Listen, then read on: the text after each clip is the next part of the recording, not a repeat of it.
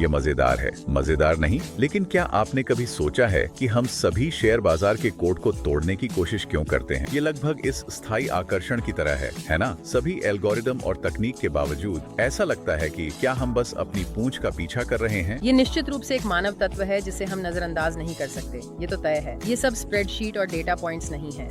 और बात यह है कि यह विचार की मनोविज्ञान महत्वपूर्ण है, नया नहीं है। इस गहन अध्ययन के लिए हम एक पुस्तक पर ध्यान दे रहे हैं। सुनिए 1912 की शेयर बाजार की मनोविज्ञान G.C. सेल्डन द्वारा।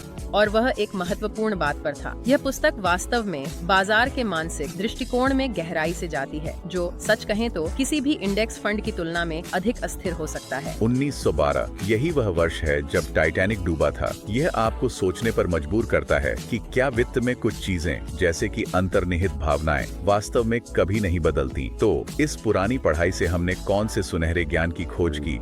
ठीक है, सेल्डन का बड़ा तर्क ये है कि उन भावनात्मक लहरों पर सवारी करना हर एक समाचार पर ऑब्सेस करने से कहीं अधिक महत्वपूर्ण है। और वह इस ढांचे को प्रस्तुत करता है। वह इसे निवेश चक्र कहता है। आप देखेंगे कि यह आज भी अजीब तरीके से प्रासंगिक है। ठीक है, मुझे रुचि हो रही है। निवेश चक्र, मुझे इसके मूल बातें बताओ। इसके चरण क्या हैं?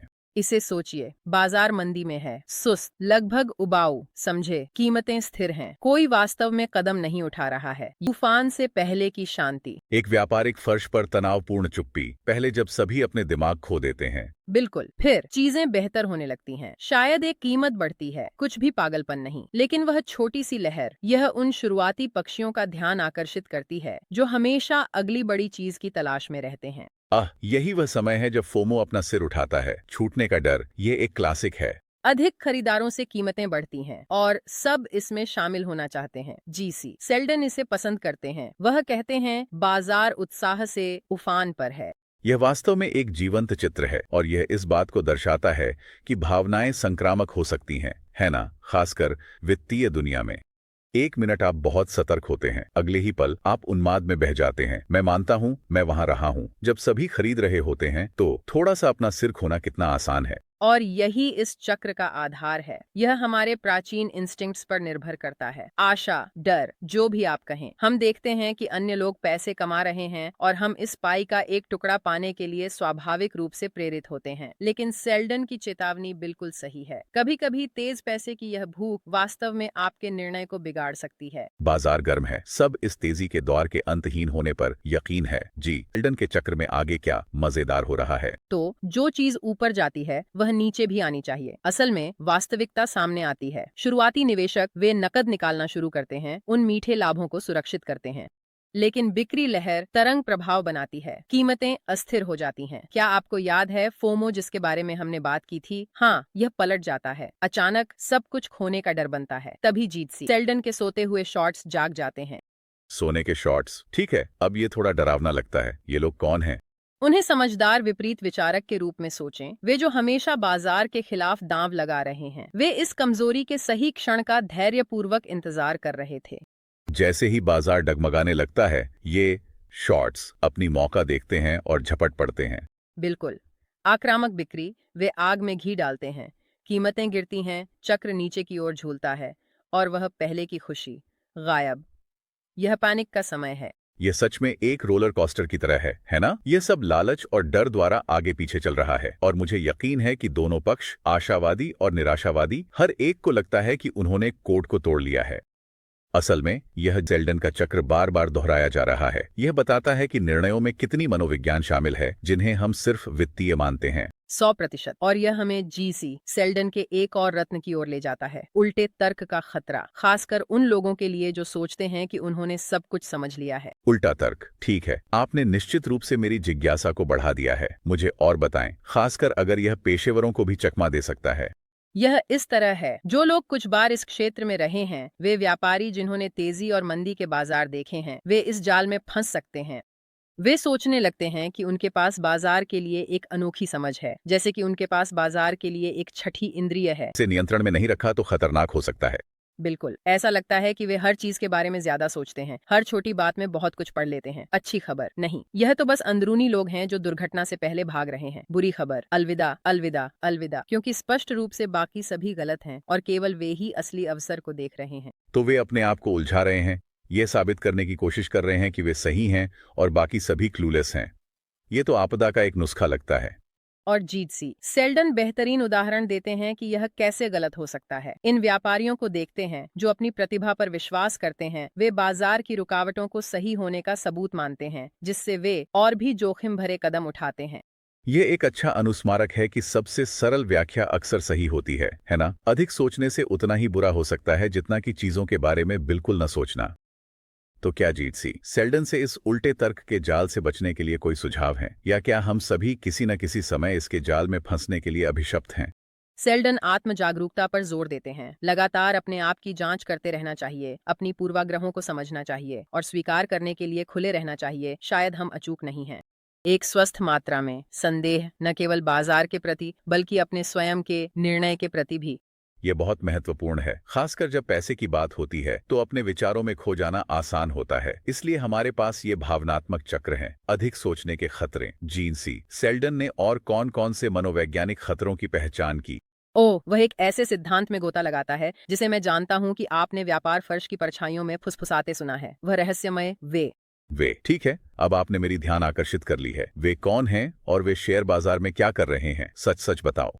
तो यह $1 करोड़ का सवाल है। जीसी सेल्डन इसे एक छायादार शक्ति के रूप में कहते हैं, जिसे कई व्यापारी मानते हैं कि यह पर्दे के पीछे धागे खींच रही है। ठीक है, तो जैसे वॉल स्ट्रीट के कठपुतली मास्टर जो सब कुछ छायाओं से नियंत्रित कर रहे हैं। मैंने फुसफुसाहटें सुनी हैं। सही है। और किसी भी अच्छी साजिश सिद्धांत की तरह वे की पहचान हमेशा बदलती रहती है। कभी यह बड़े संस्थान होते हैं, कभी निवेशकों का एक गुप्त समाज, कभी कभी तो खुद बाजार ही। ये मजेदार है ना? कैसे हमारे दिमाग एक अच्छी कहानी को पसंद करते हैं और जो शायद सिर्फ यादृच्छिक अराजकता हो उसमें इरादा जोड़ते हैं। लेकिन मुझे लगता है कि सेल्डन का उद्देश्य केवल हमारी उनके प्रति पैरानोया को बढ़ाना नहीं था। यहाँ से क्या सीखने को मिलता है? यह सब ध्यान केंद्रित करने के बारे में है। वह तर्क करते हैं कि इन अदृश्य शक्तियों को दोष देना हमें वास्तव में बाजार की कार्यप्रणाली को समझने से हटा देता है। बड़े लोगों की तलाश करने के बजाय हमें काम कर रही शक्तियों, दोनों तर्कसंगत और अतार्किक, पर ध्यान केंद्रित करना चाहिए।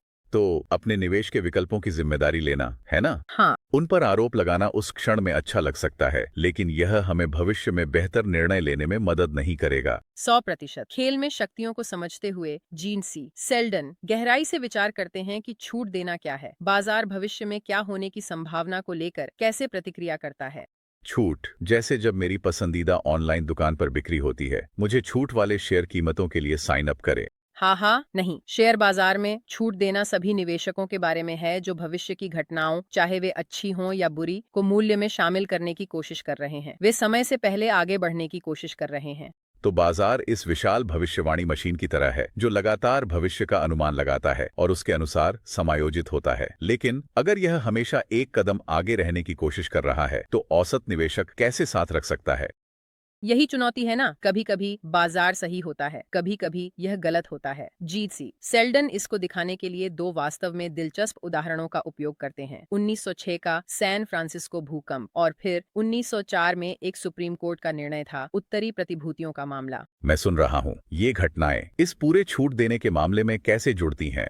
भूकंप एक अप्रत्याशित मोड़ था, अनदेखा। इसे नजरअंदाज करने का समय नहीं था, इसकी उम्मीद नहीं की थी। लेकिन नॉर्दर्न सिक्योरिटीज मामला एक धीमी प्रक्रिया थी।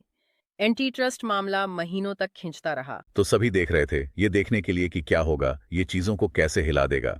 बिल्कुल, और यहीं पर छूट का महत्व आता है। भूकंप मामले में प्रतिक्रिया करने समय नहीं था, लेकिन अदालत मामले में बाजार पास संभावनाओं को संसाधित करने, जोखिमों का मूल्यांकन करने और कीमतों को समायोजित करने के लिए महीनों समय था। तो बाजार ने पहले ही मामले के संभावित परिणामों को ध्यान में रख लिया था, जबकि भूकंप पूरी तरह से अप्रत्याशित था। समझ गया। यही जीसी सेल्डन का मुद्दा है। आगे की सोच रखना जरूरी है, लेकिन अटकलों में बहुत अधिक उलझ जाना जोखिम भरा व्यवसाय है। अत्यधिक आशावादी या बहुत निराशावादी होना कुछ महंगे गलतियों ले जा सकता है। ये ऐसा है बाजार का समय निर्धारित करना जिसे हर कोई नामुमकिन कहता है, लेकिन इसे आजमाना इतना लुभावना है। हमने बाजार इस तरह बात की है जैसे यह भविष्य की भविष्यवाणी करती है, लेकिन क्या यह सब सिर्फ व्यक्तिगत लोग नहीं हैं, उनकी विशेषताएं और असंगतताएं हैं। बिल्कुल, और यह हमें जीट सी सेल्डन द्वारा बनाए गए एक और महत्वपूर्ण बिंदु की ओर ले जाता है। यह मानव प्रवृत्ति की व्यक्तिगत और सामान्य को मिलाना, विशेष रूप से निवेश के मामले में। तो हम भूल जाते हैं कि बाजार अमूर्त चीज नहीं है। ये लोग हैं जो निर्णय ले रहे हैं। जीसी सेल्डन हमारे निवेशों के साथ व्यक्तिगत रूप से जुड़ने के बारे में क्या कहते हैं? खैर, सोचिए, जब आप किसी स्टॉक में वास्तव में भावनात्मक रूप से निवेशित होते हैं, आपका निर्णय वह धुंधला हो जाता है। इसके बारे में बताओ। एक शेयर को थामे रहना जादू से वापस उभरेगा, जबकि गहराई में आप जानते हैं यह एक डूबता हुआ जहाज है। जीत सी सेल्डन कहते हैं कि बाजार बढ़ता है क्योंकि यह गर्व नहीं, पैसे की बात है। ओह हाँ, पछतावे का डर सच में होता है। नुकसान पर बेचना, हमेशा यह सोचते रहना अगर यह कल फिर से ऊपर चला गया तो हम उस खिंचाव से कैसे बचें? चीजों को स्पष्ट रूप से देखें। सेल्डन, शिकागो में एक व्यापारी। इस आदमी ने महसूस किया कि वह अपनी पसंद के प्रति बहुत अधिक जुड़ा हुआ है। कुछ अजीब करता है, सचेत रूप से अपनी स्थिति को पलट देता है, खरीदने से बेचने की ओर जाता है। क्या होता है? उसने अपने खिलाफ दांव लगाया। बहुत साहसी है। क्या काम किया? सेल्डन कहते हैं कि यह उस व्यक्ति के लिए एक खुलासा था जिसने अपनी खुद की धारणाओं को चुनौती दी, दूसरी तरफ से चीजों को देखा और उसे बिना किसी भावनात्मक बोझ के एक नई दृष्टिकोण दी। जैसे रीसेट बटन दबाना बेहतरीन उपकरण है। हाँ। ठीक है, तो हमने यहाँ सेल्डन की पुस्तक के बारे में बहुत कुछ कवर किया है। भावनाओं के चक्र, यह छूट। सुनने वाले सभी के लिए बड़ा टेकअवे क्या है? आप जानते हैं, भले ही उसने यह 100 साल पहले लिखा था, लेकिन जीसी सेल्डन द्वारा बताई गई मनोविज्ञान यह कालातीत है। बाजार अब अलग है, एल्गोरिदम, उच्च गति व्यापार, लेकिन मानव स्वभाव हम उतने नहीं बदले हैं। जितनी चीजें बदलती हैं, चीजें वैसी की वैसी रहती हैं। क्लासिक। बिल्कुल, और यही जीसी सेल्डन के काम को इतना प्रासंगिक बनाता है। यह जानना कि हम कैसे काम करते हैं, हमारे अपने मन, वित्तीय चीजों को समझने के समान ही महत्वपूर्ण है। क्योंकि सच कहें, ये सभी निर्णय अभी भी लोगों द्वारा लिए जा रहे हैं, हमारी सभी कमियों के साथ। क्या जी डोंटासी सेल्डन से कोई अंतिम ज्ञान है? हम अपनी गहरी चर्चा को समाप्त करते हैं। वह कहते हैं कि बाजार को नियमों के एक सेट में सीमित करने की कोशिश न करें, जैसे कि उस जादुई सूत्र खोजने में समय बर्बाद न करें। वह मौजूद नहीं है, क्योंकि ये बहुत जटिल है, बहुत अप्रत्याशित है, बहुत मानव है। बिल्कुल। अपनी खुद की समझ बनाएं, अपनी खुद की विश्लेषण करने की क्षमता विकसित करें, जोखिम प्रबंधन करें और ऐसे निर्णय लें जो आपके लक्ष्यों के अनुरूप हों। इसीलिए जटिलता को अपनाएं, चाहे वह बाजार में हो या हमारे भीतर। यह एक निरंतर यात्रा की तरह लगता है, न कि कोई गंतव्य। मैं इससे बेहतर नहीं कह सकता। तो इसी नोट पर यह शेयर बाजार की मनोविज्ञान पर इस गहन अध्ययन का समापन है। अगली बार तक सभी को शुभ निवेश।